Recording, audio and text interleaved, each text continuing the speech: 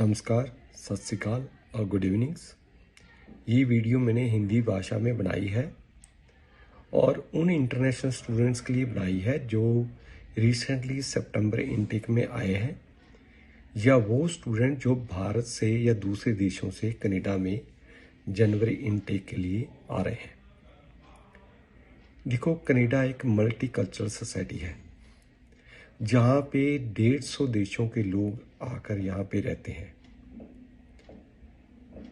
यहाँ पे आकर देखो, यहाँ तो हमें ये भी नहीं मालूम कि हिंदू कौन है, मुस्लिम कौन है, क्रिश्चियन कौन है, चाइनीज़ कौन है। सिर्फ शक्ल से हम लोग एक दूसरे को जरूर पहचान जाते हैं। सो यदि आप इंडिया से कनाडा में आ रहे हो तो आप ये सोच के चलो कि आपको मल्टी कल्चरल सोसाइटी में रह रहे हो।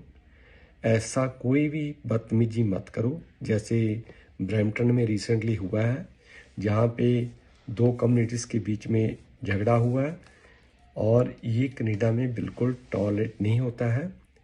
ये तो वहाँ की पुलिस अच्छी थी, उन्होंने गोली नहीं चलाई, नहीं तो यहाँ तो पुलिस वाले गोली पहले चलाते हैं, नाम बाद में पूछते हैं। सो यहाँ पे राउंड दी ग्लोब 150 देशों से लोग आकर पढ़ने के लिए, काम करने के लिए, विजिटर के लिए, बिजनेस के लिए आते हैं। सो यदि आप कंफर्टेबल हो कि आप दूसरे देशों के लोगों के साथ रह सकते हो तो आप आइए, नहीं तो आप वहाँ ही अपने देश में रहो ताकि आपको किसी तरह की समस्या में ना आप जूझना पड़े। दूसरा क्या है, जब आप सड़क क्रॉस करते हो तो सेल फोन यूज़ मत कीजिए, नहीं तो आपका एक्सीडेंट होगा। जिसने एक्सीडेंट किया वो तो भाग ही जाएगा। तो आप, सर्दी ज़्यादा है तो आप वहाँ सड़क पे पड़े रहोगे। और जैसे कि पीछे आपने खबरें सुनी ली हैं कि स्टूडेंट्स वाले पुलिस से बदतमीजी करते हैं, तो पुलिस वाले भी आने वाले नहीं हैं। सो फिर आपकी डेथ ही होगी और कुछ होने वाला नहीं है। यदि तीसरा क्या है कि यदि आप रात को, क्योंकि कनाडा में दो ही रंग के कपड़े मिलते हैं, या ब्लू या ब्लैक। यदि आप रात, यहाँ के लोग तो मोस्टली रात को काम करते नहीं है, करते हैं तो कारों से ड्राइव कर आते जाते हैं, पर स्टूडेंट लाइफ में पैसे कम होते हैं, इसलिए आप नए नए आए हो, आपके पास गाड़ी नहीं है, तो आपको रिफ्लेक्टिव वेस्ट रात को पहननी चाहिए। या ये डॉलर स्टोर से $3.5 में मिल जाती है। इसकी बजाय आपने देखा होगा कि आपका जो शोल्डर बैग है उसके ऊपर एक रिफ्लेक्टर लग जाता है कि यदि आप क्रॉस कर रहे हो तो पीछे आदमी को मालूम पड़ जाता है कि आगे आदमी जा रहा है। या एक फ्लैशर लग जाता है, आप फ्लैशर भी हेड के ऊपर लगा सकते हो, स्पेशली जब आप रोड क्रॉसिंग करते हो। चौथा क्या है कि do not indulge in rash driving. आप रैश ड्राइविंग बिल्कुल मत करो। यहाँ पे सड़क के दोनों तरफ बोर्ड लगे रहते हैं जिनके ऊपर स्पीड लिखी रहती है। यदि आप उससे ज़्यादा स्पीड पे पकड़े जाओगे, और यहाँ हर इंटरसेक्शन के ऊपर कैमरा लगा हुआ है, वो आपको चालान काट के आपके घर ही भेज देंगे। पुलिस वाले तो सर्दी की वजह से वहाँ पे नहीं होते हैं। यहाँ पे टोटली सिक्योरिटी और ट्रैफिक कंट्रोल सिस्टम जो कैमरों के साथ है। पांचवा क्या है, ड्रिंक एंड ड्राइव बिल की सख्त मनाही है कनाडा में। आप शराब पी के गाड़ी चलाते पकड़े जाओगे, $1,000 तो कम से कम जुर्माना है। फिर वकील का हायर करने के लिए $10,000 और लगेंगे जो आप नहीं दे पाओगे। और प्लस क्या है कि जब ये गड़बड़ हो जाएगी तो आपकी परमानेंट रेजिडेंसी भी होने में प्रॉब्लम आ सकती है। छठवां क्या है, यदि वो सिंगल लेन है, यहाँ पे यदि सिंगल लेन है तो आप ओवरटेकिंग नहीं कर सकते हैं। ओवरटेक करोगे, गाड़ियों का एक्सीडेंट होगा, आपकी टेम्परेरी स्टेटस है कनाडा में, आप ही दोषी ठहराए जाओगे। यदि डबल लेन सिस्टम है, यदि 2 लेन है, तो देखो उसके अंदर जो लेफ्ट हैंड लेन है वो फास्ट व्हीकल के लिए है, जो राइट लेन है वो स्लो मूविंग व्हीकल के लिए है या ट्रकों के लिए है।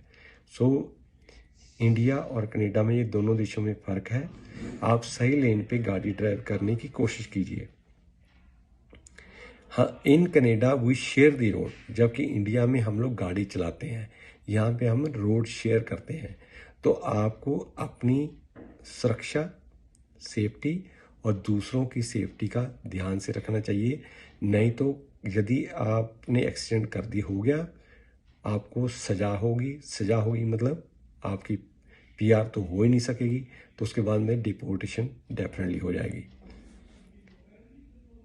नौवा क्या है कि यदि आपको मालूम पड़ता है कि आप जिससे कमरा शेयर कर रहे हो या जिस घर में आप रह रहे हो वहाँ पे बदमाश टाइप लड़के रहते हैं जो रात को शराब पी के हंगामा करते हैं, शराब पी के गाड़ी चलाते हैं, लोगों से झगड़ा करते हैं, तो आप तुरंत उनका साथ छोड़ के किसी और जगह पे शिफ्ट कर लो। उनकी तो डिपोर्टेशन हो ही जानी है और उनके साथ आपका नंबर भी बिना किसी वजह से लग जाएगा। कहीं भी लड़ाई झगड़ा कर देखते हो, बिल्कुल वहाँ मत रुको, वहाँ से खिसक जाओ। यदि आप कनाडा की सरकार की हेल्प भी करना चाहते हो, उसकी वीडियो बनाओ और क्राइम स्टॉपर डिपार्टमेंट को भेज दो, वो अपने आप ही उससे निपट लेंगे, आपको उसके अंदर इंटरवीन करने की ज़रूरत नहीं है। जो अच्छे इंटरनेशनल स्टूडेंट है वो रात के टाइम पब्लिक प्लेसेस के ऊपर जाकर हंगामा नहीं करते हैं। जैसे कि आपने वीडियो देखी होगी कि अक्सर ब्रैम्पटन में, शेरडन प्लाजा में लंबी तलवारें लेकर, कनाडा में तो तलवारें मिलती नहीं है, मालूम नहीं कहाँ से ले आते हैं, तो अलाउड भी नहीं है आप ऐसे डिस्प्ले करना और लड़ाई झगड़ा करना नहीं है। क्योंकि उसके साथ क्या होता है कि जो फ्यूचर में स्टूडेंट्स हमारे देश से आ रहे हैं उनके लिए मुसीबत खड़ी हो सकती है, उनका आना बंद हो सकता है।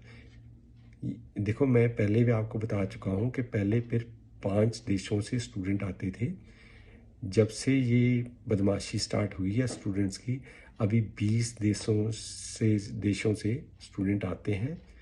सो इसलिए आप कोई ऐसी हरकत मत कीजिए ताकि जिसमें भविष्य में बाहर से आने वाले स्टूडेंट्स के ऊपर कोई प्रॉब्लम आए। और कार रेसिंग में आप इंडल्ज मत हो, इससे आपकी लाइफ को खतरा हो सकता है। जब आप नए नए कनाडा में आते हो, आपको जॉब नहीं मिल रही है, तो यहाँ पे कनेडियन सरकार की तरफ से हर एरिया में लाइब्रेरी होती है और लाइब्रेरी के अंदर एक कैरियर काउंसलर होता है जिसके पास कंप्यूटर होते हैं। आप वहाँ जाओ, वो आपकी हेल्प करेगा कनेडियन स्टाइल में आपका बायोडाटा या रिज्यूम बनाने के लिए, कहाँ जॉब अप्लाई करनी है, क्या क्या वर्डिंग यूज़ करनी है, उसका कनाडा में प्रोसीजर क्या होता है। क्योंकि कनाडा के अंदर हम अपने बायोडाटा में कभी भी अपना सेक्स नहीं लिखते हैं कि मैं मेल हूँ फीमेल हूँ, अपना डेट ऑफ बर्थ नहीं लिखते हैं। उसके अंदर काफ़ी डिफरेंट सिस्टम है, तो आपको हर जॉब के लिए डिफरेंट टाइप का बायोडाटा या रिज्यूम बनाना पड़ता है।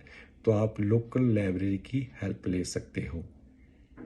ये मैंने आपके लिए dos and don'ts for international students in Canada video बनाई थी।